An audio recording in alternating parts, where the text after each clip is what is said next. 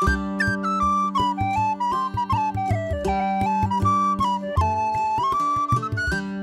to the Pot of Gold podcast, everyone. We talk about finances, wealth generation, and real estate investing. Today on the show, I have Cortlan Brown, who is a real estate investor and father of 5. His partners, Weston Steele and Andrea Cannon, all collaborate to wholesale and buy rental properties. And his sister-in-law, Becca Brown, co-hosts a local real estate meetup, helping other investors enter and succeed in the space. Cortlan is here today to share his story, provide some insights into wholesaling, real estate investing, and successful entrepreneurship. How are you doing today, Cortlan? Good. How are you? I'm doing really good. I really enjoy doing this, and I'm excited to hear more about your story. I got to hear a little bit of it at the last meetup this last month, but let's share it with the audience so that they can kind of laugh at the mishaps and the successes, and we'll get some valuable insights from you today. Yeah, totally. Thanks for having me. It's kind of exciting to get to know all these different real estate investors, especially with all of the things that I went through, being scared of talking to people. It's been interesting to see how different each person approaches the problems that they face, but also how there are a lot of commonalities between the different investors and how they get started. Why don't we start there? How did you decide that real estate investing was the thing that you wanted to do? It's a good question. I actually wanted to buy properties when I was in high school. I had a few uncles I looked up to, and they always were doing stuff in real estate. And one of them's a contractor. And my plan, I was going to go on a mission and then come home and buy a house and rent it out to all my buddies. And then I got home from my mission, all my buddies were married or far away. And so I just kind of put that to the side and went about my way. And then my wife and I, when we bought our first house, which would have been in 2012 or 11, 2012, we rented out the basement. So that was my first dabble in real estate. So we bought our personal home and we rented out our basement. No one called it house hacking then. At least I'd never heard the term.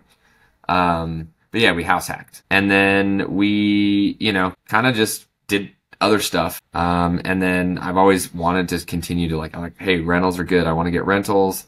We ended up renting that house out up and down. And then we did sell it at the worst time. I mean, it was a great time. We won. We made a lot of money on it, but we sold right after COVID started, thinking the economy was going to just turn into garbage. And if we'd have held on to it for 6 more months, we would have made another, I don't know, 50, 100 grand or something. Yeah, definitely. Wow. That's interesting. Yeah. So that was kind of the start. And then, a few years ago, my partner Weston and I, and this is some of the story you heard, we put together, my family had this property in Idaho. We're like, let's start an Airbnb. Let's get in.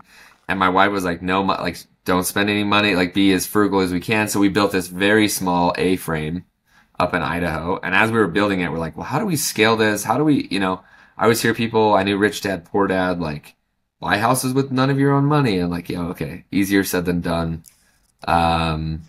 And that's when we kind of got turned on to creative finance. So we found, it's funny, my sister-in-law, Becca, that you mentioned, she was in sub 2. She started out as a gator and then was in sub 2. And her and my brother would try to tell me about it a little bit. And I was just like, yeah, this doesn't make any sense. I don't understand why you would need a gator. I don't understand why you would need this. And I also was like, creative finance sounds illegal, all the things. You guys are a bunch of conspiracy theorists. Yeah, exactly. And then I kind of stumbled across Pace and started watching a ton of his content. And then I reached back. I remember texting my brother and being like, is this the guy that you guys follow?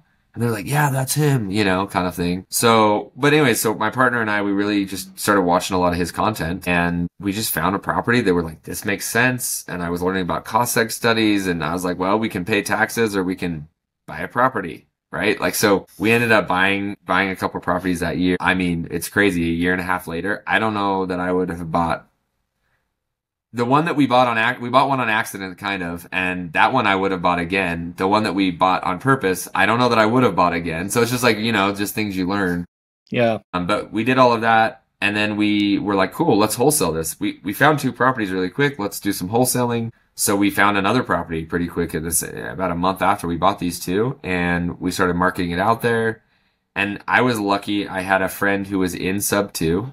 His name's Ryan Coker-Hans. And I sent him the deal. I was like, I don't know what to do with this. We have it under contract. I don't know what to do now. And he was like, well, let me send this to Pace. I think Pace would buy this. And I was like, let's do it. So he sent it to Pace, and he's like, Pace. And he wrote this big long email, really selling it. Pace, these guys aren't in your community. They're going to use the assignment to get into the community, and like you can make a YouTube video about it, and it'll be like the perfect, like we JV'd with someone in the community. We got into, the whole thing. And Pace was like, actually, that makes sense. Like, let's do it. So, and part of it is that he really likes Ryan too. Like Ryan is a friend of his.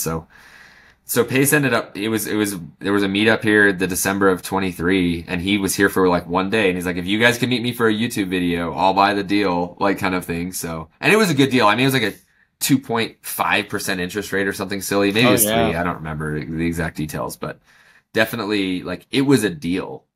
We had other buyers potentially interested as well. So it was fun, but it was fun to be able to sell it to Pace. And then that's how got into sub 2 and just started trying to do more wholesaling, and kind of have been fumbling our way through it for the last, I don't know, year and a half or so now.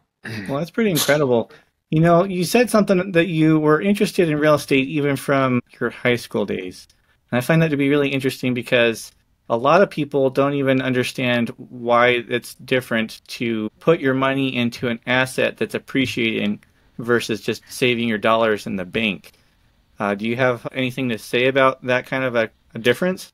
I don't know. When I was in high school, I don't know that I had that thought. I think it was just like, yeah, it'd be cool to own my own house and have my buddies live with me. I think that was kind of the initial. I did have an uncle who was always encouraging me, like, and I worked for him, and he was always like, hey, you should buy real estate, sell real estate, like whatever it is.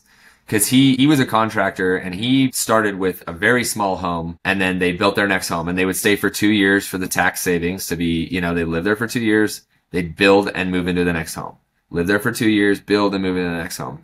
And they turned a really small home into, at the home they're in now is a huge property and, in Park City. And it was just the appreciation was the strongest part of all of that. I mean, he made good decisions as well, and the fact that he built it himself, like all the things, he was a builder. But I think at the end of the day, I saw that as a kid being like, hey, look, he's just rolling this asset into another asset into another asset. And I don't know that I had the forethought of like, this is genius, but I think it was more of just like, I want to own a house. He seems to be doing well. That seems like a good place to go. Yeah, that makes sense to me. I think it's the book Think and Grow Rich by Napoleon Hill that he says success leaves clues. Yeah. So it seems like you were picking up on the clues that your uncle is leaving behind and seeing, hey, this is something that works. I should try to follow the pattern that he's established. Yeah, for sure. And when I worked for him, he told me that. He's like, you should live there for 2 years and then sell it, buy another one. Now, is that because you can access the FHA loan multiple times, or no, what's the reason between 2 years? Yeah, so, and I'm probably saying this wrong, but essentially you have to live in a house for 2 of 5 years for it to be your primary residence, and then you don't pay capital gains when you buy another home with that money. So that income is not taxable. Because it's your primary residence. Now, it has to be your primary residence. There's stipulations here. So again, I'm not an accountant, but, so what you can do is you live there for 2 years, then you sell that house to buy your next house. And let's say you appreciate the 100K, you're not paying capital gains on the 100K. And then when you do that on the next house, it can appreciate more. There is a cap. I don't know what the cap, I want to say it's like 750,000 or maybe it's 500K.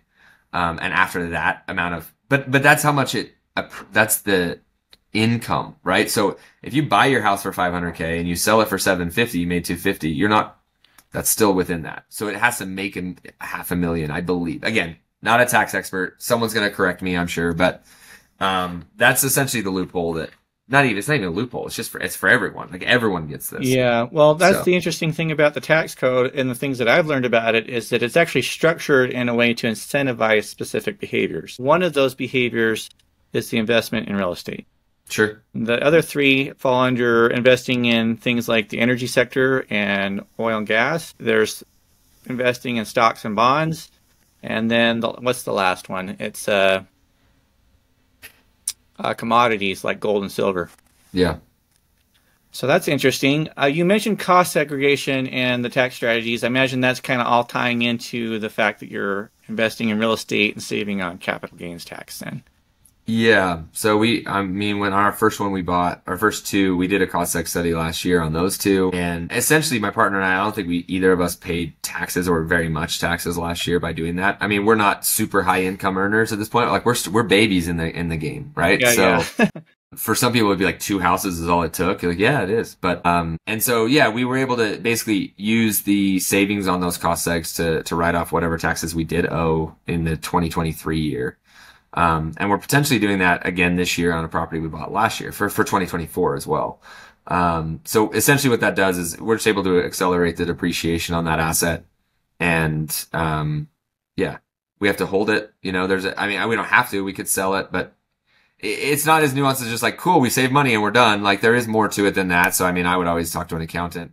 Definitely. I don't even know that I fully understand what would happen if I sold in a few years, right? But I know that I can defer taxes today. If I hold it long term, it's just great. I mean, it'll work out just fine. So, and that's our play. I'm not one of these guys who needs to sell all the time. Like I want to hold these as long as it makes sense. I mean, obviously if it made sense to sell, we would do that. But for us, it's the ones that we're buying, they're long-term holds. Well, I like that. That's kind of the strategy that I'd like to lean into as well. I've been doing earnest money deposits and double close transactions, so transactional funding. And that's been interesting. I've learned a lot about money, a lot about just running a business in general. The fact that you have to have lead generation, you have to have things to keep yourself organized. There's always a fire that needs to be put out. Sure. Personal development is very crucial to being able to be successful on the things that you're going out and working on, because you have to have the discipline to do things when you don't feel like doing them. But leading into that, I was kind of curious, have you run into any serious problems that really kind of threw you for a loop? And how did you get around those problems?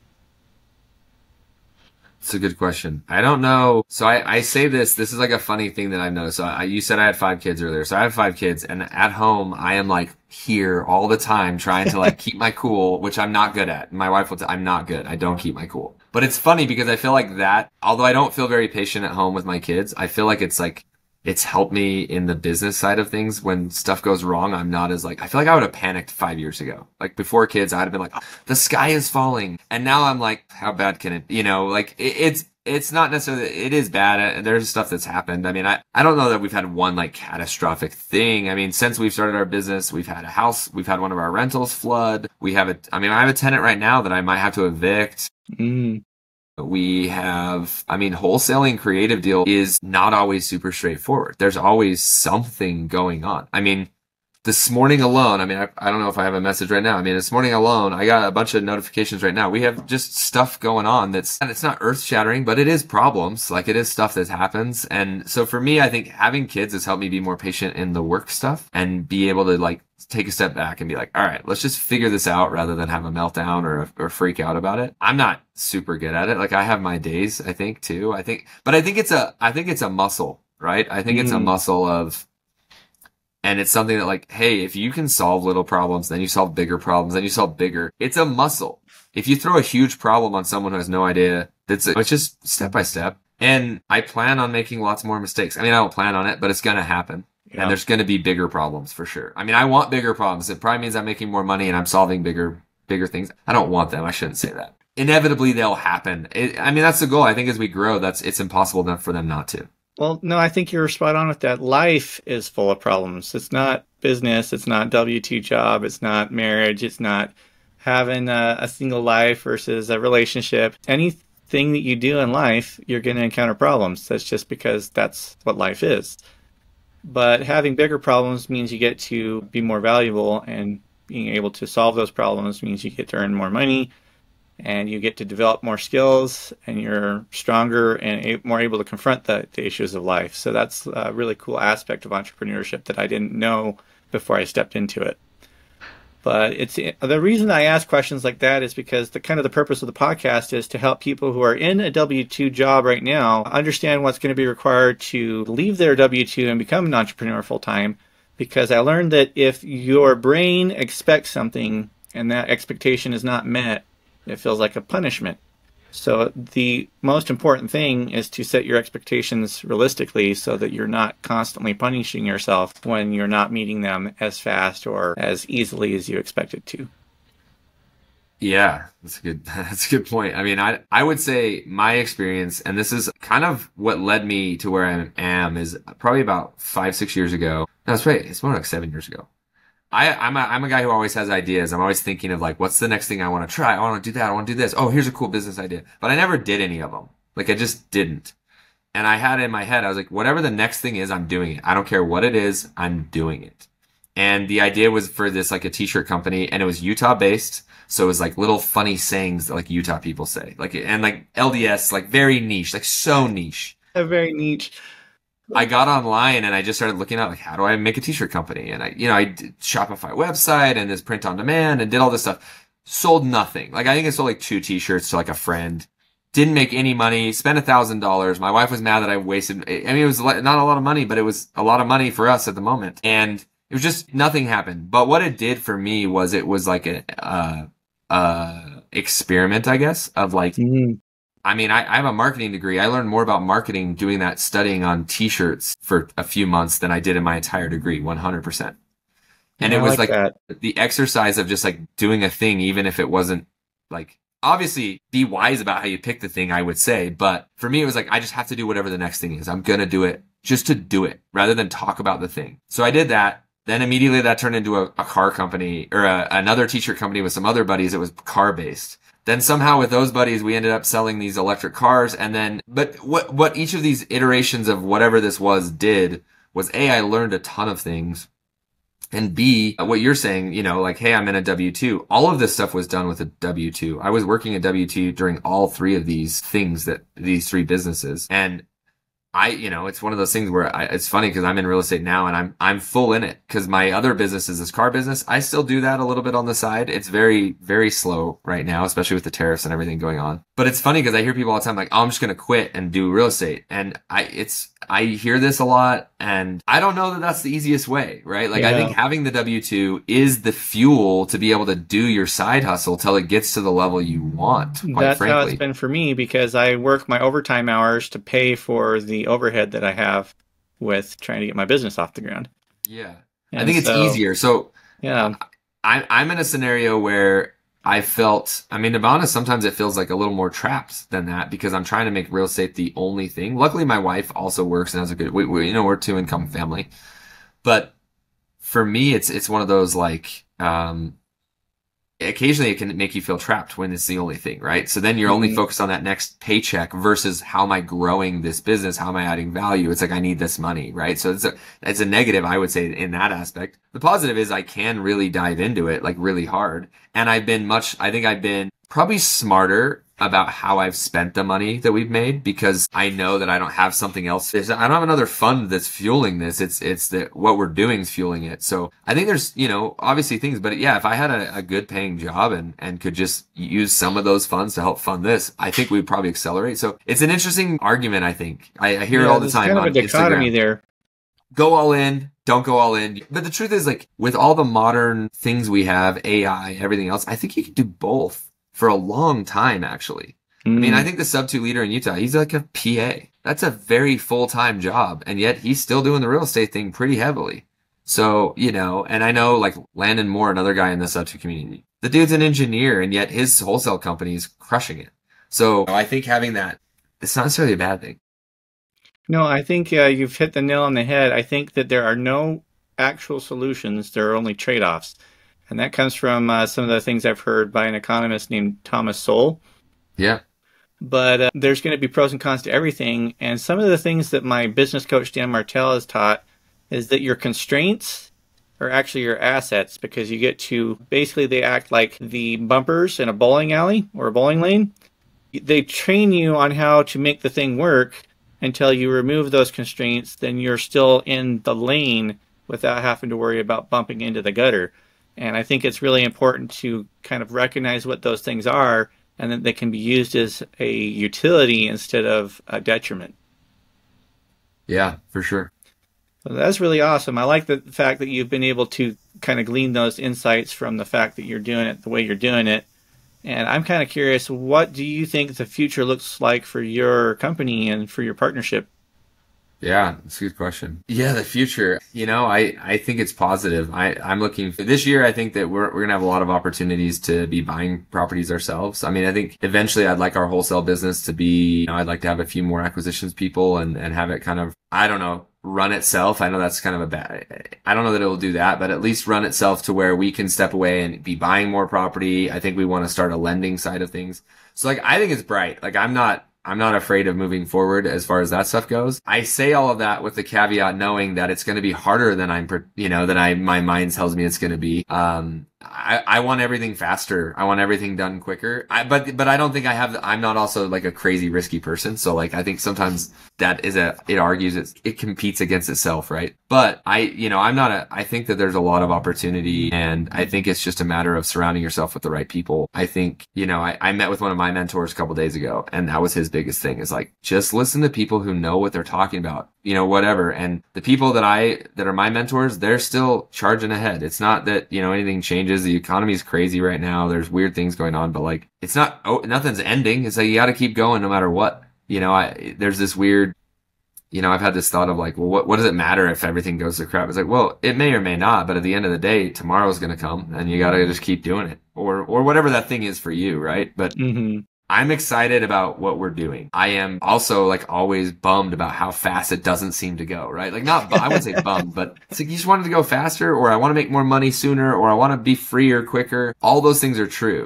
And for me, it's funny though, because I have to take a step back and go, all right, I'm in a position where I spend a lot of time with my kids. I maybe don't make all the money I want to be making, but at the same time, like, I have that freedom. And so I'm trying to be satisfied and happy with that side of things, because I think a lot of people don't do that. And so I'm lucky that I get that time with a lot of my kids when they're young. And so for me, I think only can get better. There's going to be lots of bumps and bruises along the way, but it can only get better.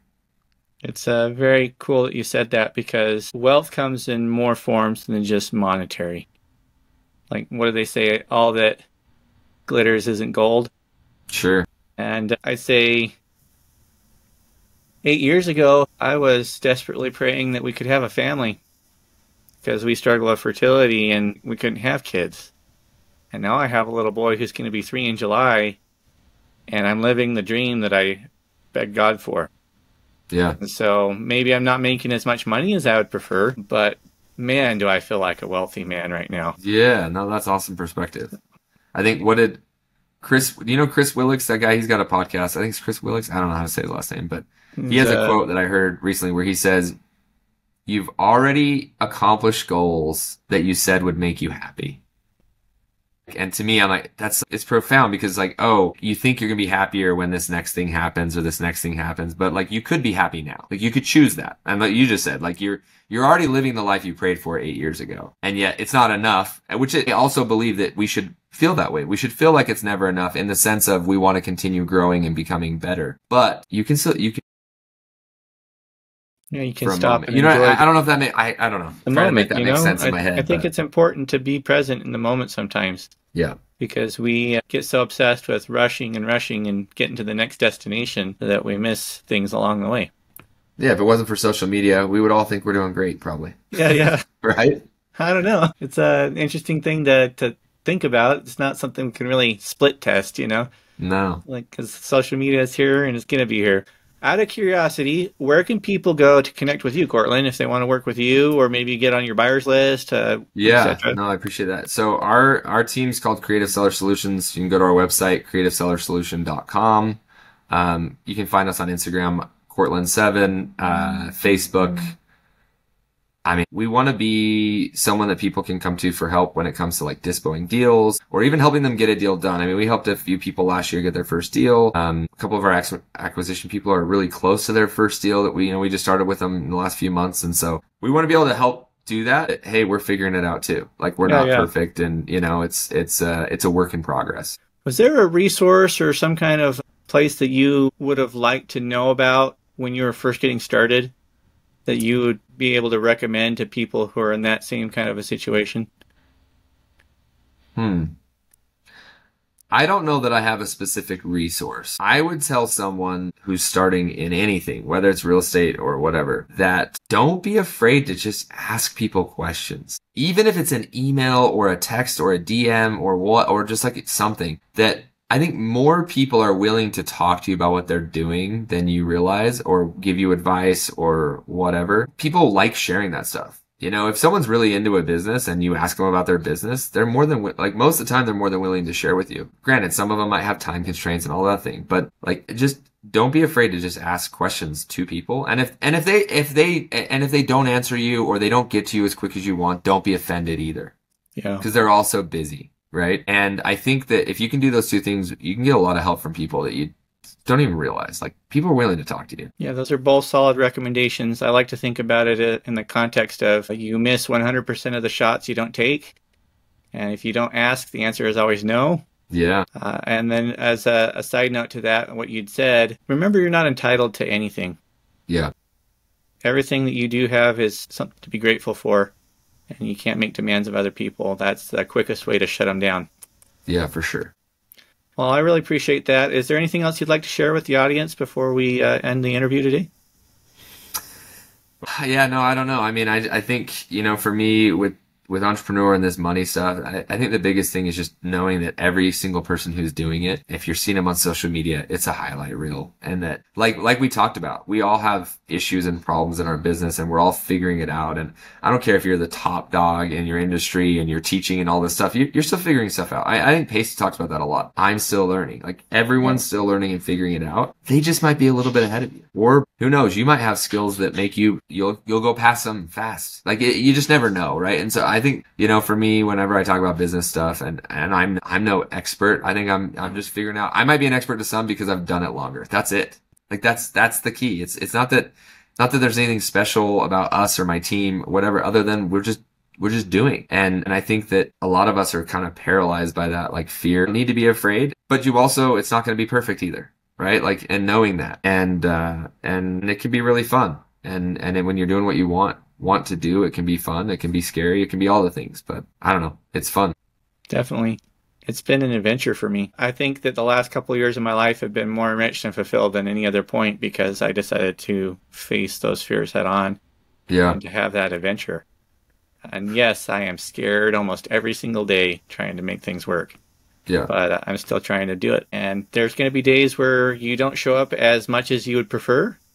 But you can't beat yourself up over that. You got to give yourself a little bit of grace and then just get back on the horse and keep riding through.